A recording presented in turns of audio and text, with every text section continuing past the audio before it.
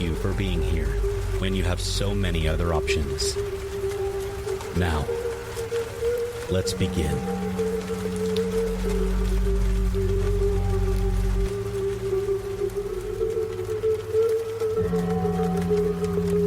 Rory and I were halfway up Cross Couleur, a huge snowshoot on the eastern side of Colorado's Mountain of the Holy Cross, when the snowstorm rolled in, almost a whole day early. That's when we knew that we were in serious trouble. A few days prior, the TV weather forecast had told a completely different story.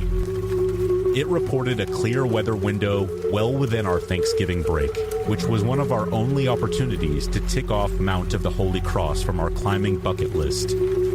We had always bagged several of Colorado's mountains that winter, and we had been eyeing Holy Cross's steep, snow-filled couloir for the previous year. Our plan was to stash some overnight gear at a base camp only a few miles from the start of our climb. From there, we would go for the snowshoot, and then hike out once it was night. We had planned to start the climb in the afternoon, when the snow was just about soft enough to provide our boots with grip.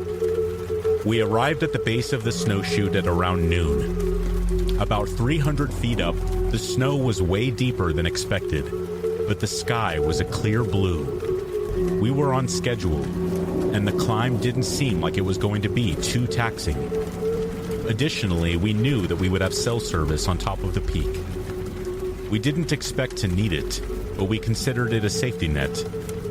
We were right about the cell service, but we were wrong about the 2-hour climb.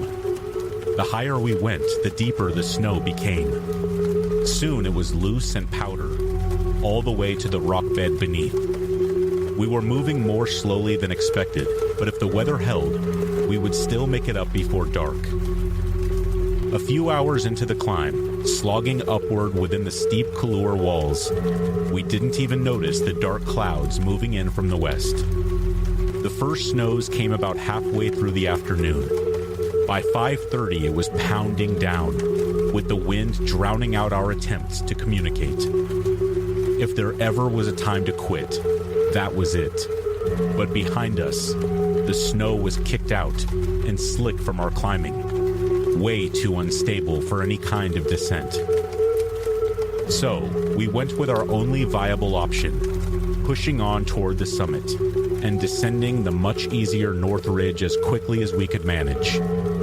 We tried to focus on keeping calm and pushing onward as darkness fell around us. The blizzard flashed through our headlamp beams and pelted our faces with ice. When I looked down at Rory, the terrified look in his eyes perfectly matched how I felt. By the time we finally reached the summit, around 7 that evening, we figured the worst was over.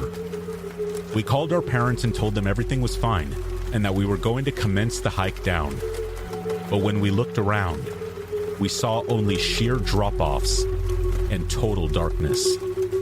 There was no way for us to find our descent, which is dangerously easy to miss, even in daylight. Plus, the wind up top was blowing something fierce, making it equally hazardous to approach any steep drops. With no choice but to hunker down, we settled under an overhanging lip of rock below the summit to wait out the storm. We had what we were wearing: goose-down jackets, insulated pants, hats, and gloves, plus a little food and water. We prayed that it would be enough for us to survive. But despite our pleas to the Almighty, conditions soon worsened. Strong winds tore through our improvised shelter, and our feet grew agonizingly cold. We took off our boots and socks and put our feet in each other's armpits, massaging our toes to keep the feeling in them. I couldn't get my mind off of thinking about how my parents would react to the news that we had died up there that night. That's when the severity of our situation started to really dawn on me. We had been feeling pretty cocky up until this point, but now I was truly frightened. Temperatures dropped to -20 Fahrenheit with the wind chill that night. I stopped shivering, a sign of hypothermia, but Rory and I stayed positive, and I'm convinced That was the only thing that got us through that night. I must have drifted off, because the next thing I remember was the sun's warmth washing over us. Thankfully, the storm had passed, but the descent was still hard to find. We saw several ridges, and at the bottom of one, we spotted what looked like East Cross Creek, which we'd walked along 2 days before.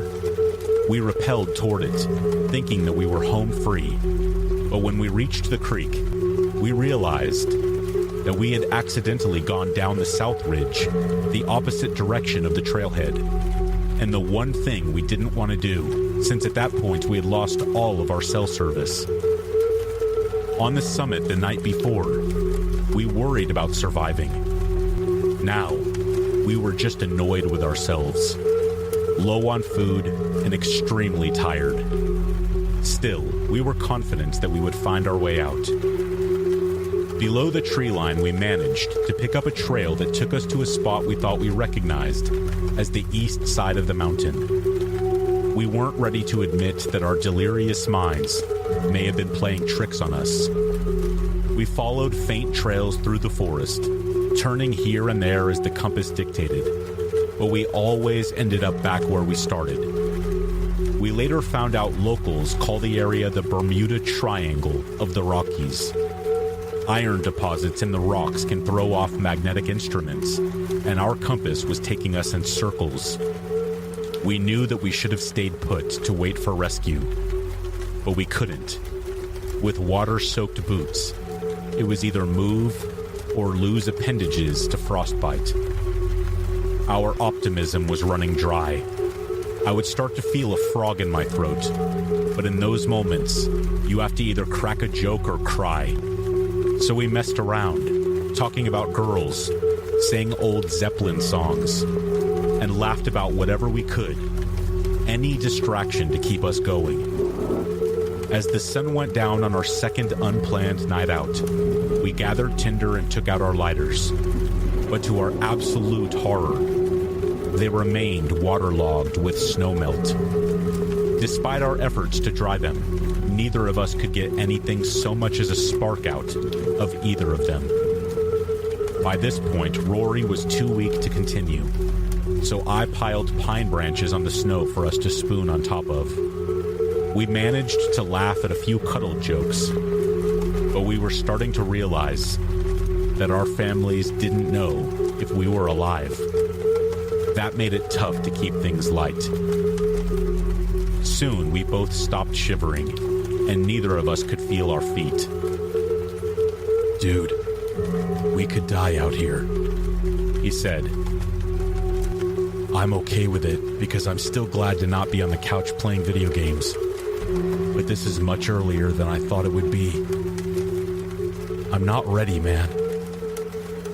We laid in silence. Rory fell asleep with his head on his right hand, a position that would cut off circulation just enough to give him frostbite in his thumb. Again, temperatures dropped below freezing, and again, we woke up in the morning, somehow still alive. We hadn't been hiking long when we saw a helicopter. It was distant, but for us, it took up the whole sky.